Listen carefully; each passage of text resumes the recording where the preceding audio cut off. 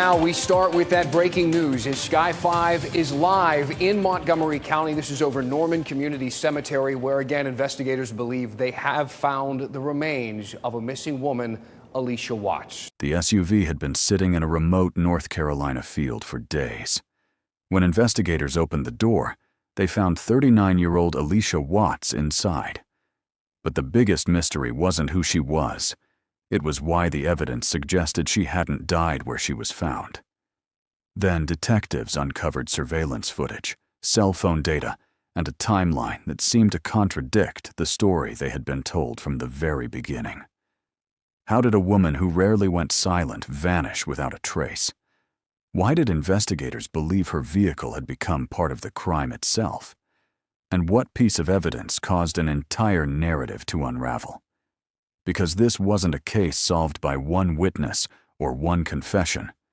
It was solved by a chain of digital clues that prosecutors say exposed what really happened to Alisha Watts. If you appreciate respectful, fact-based true crime coverage that focuses on the evidence and the victims, consider liking this video and subscribing for more cases like this. And before we continue, let me know in the comments where you're watching from. I always enjoy seeing how many different places around the world these stories reach. Now, let's examine how this case unfolded. Before she became the center of a homicide investigation, Alisha Watts was known by friends and family as someone who stayed connected with the people she cared about. She kept in regular contact, maintained close relationships with relatives, and wasn't someone who simply disappeared without explanation. That ordinary consistency would become one of the first warning signs. But before investigators even realized a crime had occurred, one small timeline discrepancy would raise serious questions. The summer of 2023 began like any other. Watts had been living in North Carolina and was in a long-term relationship with James Dunmore. To outsiders, the relationship appeared established, although later court documents and witness testimony would paint a far more complicated picture. When family members suddenly stopped hearing from Alisha, concern grew quickly. According to investigators, her communication abruptly ended. That wasn't normal. Family members attempted to reach her repeatedly without success. Soon afterward, she was officially reported missing.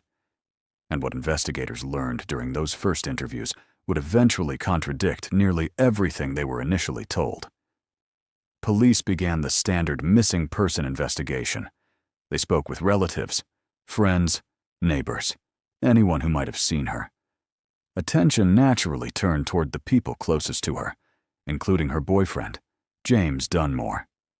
During interviews, Dunmore reportedly provided investigators with an explanation for Alisha's disappearance. According to investigators, he claimed she had left voluntarily. On its face, that wasn't impossible. Adults sometimes leave without notifying family. But detectives don't investigate possibilities. They investigate evidence. And almost immediately, pieces of the story refused to fit together. Phone activity, vehicle movements, witness accounts. Each new fact added another inconsistency. What looked like an ordinary missing person case was quietly becoming something much more serious. As investigators reconstructed Alisha's final known movements, they noticed significant gaps. Her digital activity had suddenly stopped. People expecting to hear from her heard nothing. Financial activity reportedly became unusually limited. Each fact by itself might have meant little. Together, they suggested something was very wrong. Then investigators discovered another important detail. James Dunmore had reportedly been driving Alisha's vehicle after she disappeared. That fact alone wasn't proof of a crime. Couples frequently share vehicles. But investigators needed to determine exactly when, where, and why that vehicle had been moving. That timeline would soon become one of the most important parts of the entire investigation, because the vehicle would eventually lead investigators to a discovery no one wanted to find. Police expanded the search. Search warrants followed. Digital evidence was collected. Surveillance footage was reviewed. Investigators pieced together location data minute by minute. Each new record helped narrow the timeline.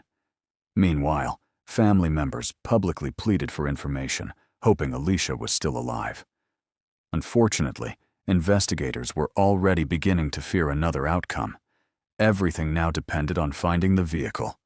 And when they finally did, the investigation changed forever. The search eventually led investigators to a rural area in North Carolina. There, they located Alisha Watts' SUV. Inside, they made the discovery everyone had feared. Alisha Watts was found dead. Sheriff's Office. This is an ongoing and active case and investigation, and there's still much work to be done. You can continue to check our social media platform for more information moving forward. Again, thank you all, and I appreciate you. And the missing person investigation immediately became a homicide investigation. From that moment forward, detectives were no longer searching for a missing woman. They were reconstructing the final hours of her life. Medical examiners worked to determine how she died, while investigators focused on every piece of physical, digital, and testimonial evidence they could gather. The central question remained the same. Did Alisha die where she was found, or had someone moved her body after her death? As investigators compared evidence from the SUV with information collected elsewhere, they began developing a far more detailed timeline. Search warrants were executed. Cell phone records were analyzed. Surveillance footage was reviewed frame by frame. Witnesses were interviewed multiple times as detectives compared their statements against the digital evidence. According to prosecutors, those records began revealing inconsistencies that could not easily be explained. Investigators also examined James Dunmore's statements alongside the evidence they were collecting. Prosecutors would later argue that parts of his account conflicted with cell phone location data, surveillance footage, and other evidence gathered during the investigation. Detectives weren't relying on a single piece of evidence. They were building a case by comparing dozens of separate facts to see whether they all pointed in the same direction. One of the most significant parts of the investigation involved reconstructing the movements of both Alisha's phone and her vehicle.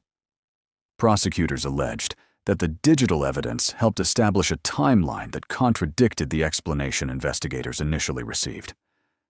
Rather than supporting the idea that Alisha had simply left on her own, they argued that the evidence showed a sequence of events consistent with homicide and an effort to conceal the crime. Investigators also focused on locations connected to the case beyond the place where the SUV was discovered. According to court filings, they believed key events had occurred elsewhere before the vehicle was ultimately left in the rural area where Alisha's body was found. That theory helped explain why detectives treated multiple locations as important parts of the investigation instead of viewing the SUV as the only crime scene. As the investigation progressed, prosecutors alleged that Alisha had been killed by manual strangulation. They further alleged that her body had been transported after her death before being left inside her vehicle. Those allegations became a major part of the criminal case that followed. Then came the turning point. Investigators concluded that the evidence they had gathered, from digital records and witness statements to forensic findings and the reconstructed timeline, collectively pointed toward James Dunmore as the primary suspect. He was arrested and later charged in connection with Alisha Watts' death. Prosecutors alleged that he murdered Alisha and then attempted to conceal the crime by moving her body and abandoning the vehicle. For Alisha's family, the arrest answered one heartbreaking question, but it couldn't undo the loss they had endured. They had spent weeks hoping she would come home. Instead, they found themselves preparing for a lengthy court process while seeking justice for someone they described as deeply loved.